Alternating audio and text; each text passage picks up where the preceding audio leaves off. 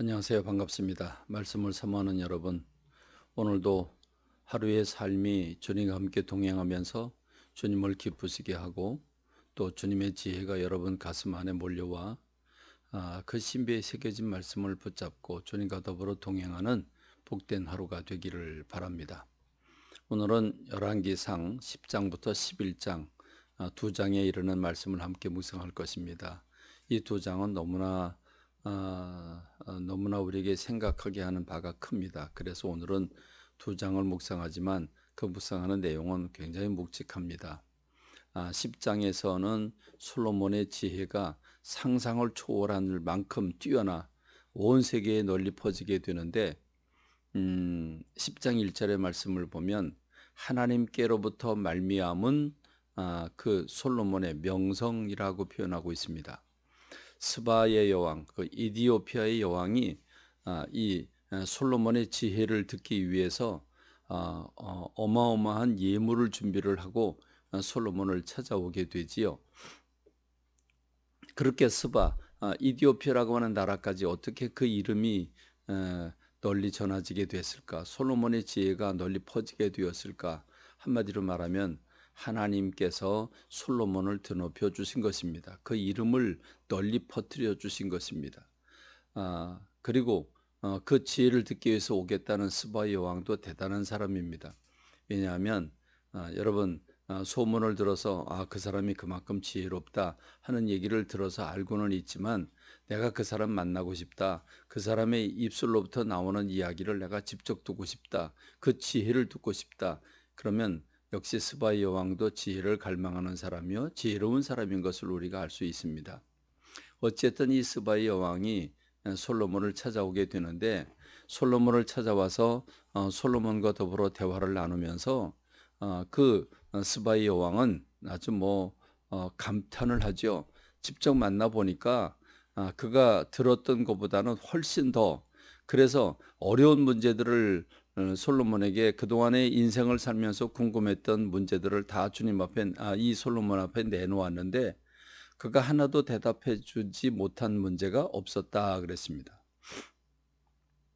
여러분 우리가 인생을 살면서 정말 이것이 답이다라고 말할 수 없는 애매하고 어려운 문제들이 얼마나 많습니까? 그런데 하나도 대답하지 못하는 게 하나도 없었다라고 말합니다. 솔로몬의 부귀영화가 얼마나 컸던지 그걸 직접 자기 눈으로 바라보면서 이스바의 여왕은 이렇게 고백을 합니다. 감탄을 합니다. 복되도다 당신의 사람들이요 복되도다 당신의 신하들이요 항상 당신 앞에 서서 당신의 지혜를 들음이로다 라고 했습니다. 여러분 이스바의 여왕이 얼마나 지혜를 사모했으면 솔로몬에게 와서 직접 들으면서 이런 감탄사를 바라겠습니까? 그런데 여러분 오늘 이 말씀이 오늘 우리들과 무슨 상관이 있습니까? 여러분 놀랍게도 예수님께서 하신 말씀입니다. 너 고라시나 너 가버나움아 너 베세다야 너희에게 전한 이 기사와 이적을 소돔과 고모라에서 행했더라면 그들이 벌써 죄를 쓰고 회개했을 것이라고 말씀합니다. 그리고 마태복음 12장 42절에서 주님은 이렇게 말씀을 하십니다. 심판 때에 남방 여왕이 일어나 이 세대 사람들을 정죄할 것이다. 왜냐하면 그가 솔로몬의 지혜로운 말을 들으려고 땅 끝에서 왔으며 솔로몬보다 더 큰 이가 여기 있느니라 그랬습니다. 여러분 솔로몬 그에게 그 명성을 주고 그에게 지혜를 주신 분이 누구이십니까? 하나님 아닙니까? 그러면 하나님께서 그에게 지혜를 주셨으면 하나님이 직접 하신 말씀은 얼마나 지혜로울까요? 얼마나 진리가 담겨 있을까요? 그러면 하나님이 육의 몸을 입고 이 땅에 오셔서 친히 하신 예수님의 말씀은 얼마나 지혜로우실까요? 그렇다고 하면 여러분 오늘 저와 여러분들이 무엇을 가지고 있습니까? 구약 성경과 신약 성경을 우리는 한 권의 책으로 깨알 같은 글씨로 그걸 한 권의 책으로 가지고 있습니다. 여러분 수천 년 역사를 이용하는 동안에 이런 놀라운 성경을 가지고 있는 것은 어쩌면 우리 시대 사람들이 받은 특혜 중의 특혜입니다. 제가 청년 시절에만 해도 새 번역 성경밖에 다른 번역 성경 없었습니다. 그러나 지금은 타 번역 성경이 여러 종류가 있습니다. 우린 너무너무 행복하죠. 손만 들면 바로 성경을 읽을 수 있습니다. 뿐이 아닙니다. 우린 스마트폰 안에 성경을 담고 있지요.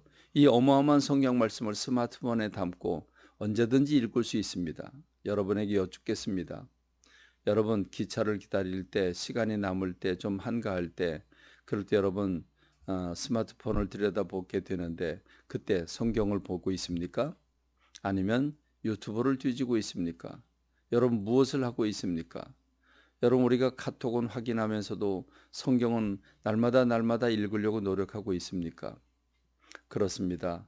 제가 아침마다 보내드리는 이 방송도 누르기만 하면 그냥 성경을 해설해주는 여러분 마음에 와닿게 하는 말씀들을 매일매일 전하고 있지만 300명이 넘는 인원에게 보내고 있지만 실제로 그것을 듣는 사람들은 60명, 70명에 불과합니다. 가슴이 아픕니다. 오늘 지혜를 찾는 저와 여러분 되기를 바랍니다.